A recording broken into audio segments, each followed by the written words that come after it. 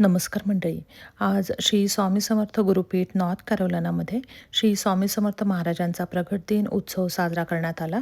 हिंदू सोसायटीच्या मंदिरात असलेल्या मागच्या मोठ्या कल्चरल हॉलमध्ये या सोहळ्याचं आयोजन करण्यात आलं होतं. सगळ्या सेवेकऱ्यांचा व्हॉट्सअपवर ग्रुप आहे, त्यावर दीपाताईंनी कार्यक्रमाची सगळी माहिती पाठवली होती. संपूर्ण कार्यक्रमाची रूपरेषा आखण्यात आली होती.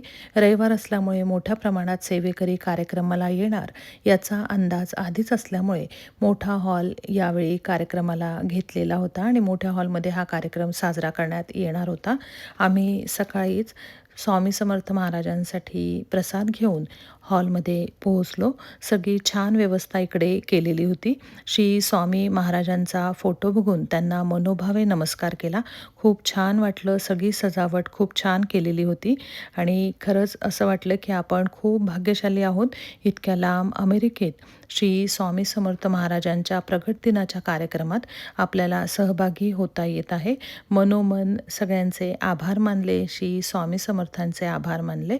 नंतर 1 वाजता बरोबर श्री स्वामी चरित्र सारामृताचे पारायण इथे सुरू झाले.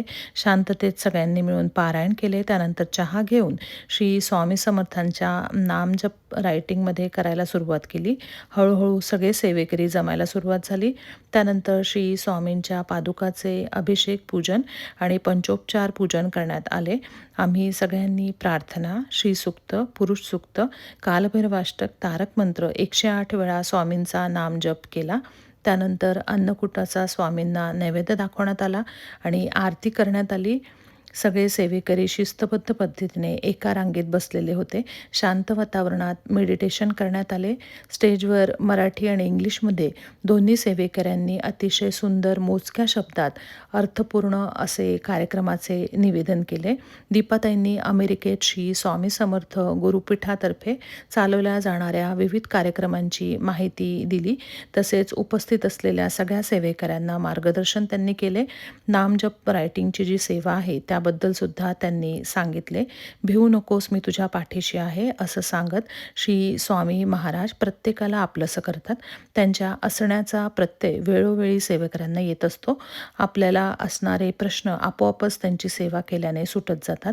सुख समृद्धी आपल्या आयुष्यात येते आणि आपली भरभराट होते. जमलेल्या सगळ्या लहान मुलांनी श्री स्वामींची पालखी हॉलमध्ये मिरवली. त्यांचा उत्साह वाखाणण्याजोगा होता. त्यानंतर महिला आणि पुरुष सेवेकऱ्यांनी सुद्धा पालखी मिरवली. हॉलमध्ये दोन्ही बाजूंनी टेबल टाकून त्यावर आपल्या संस्कृतीतील सगळे सणवार कसे करावे त्याची माहिती, त्याचे महत्त्व सांगणाऱ्या प्रतिकृती सजवून ठेवलेल्या होत्या. नंतर प्रसाद घेतला. धन्यवाद.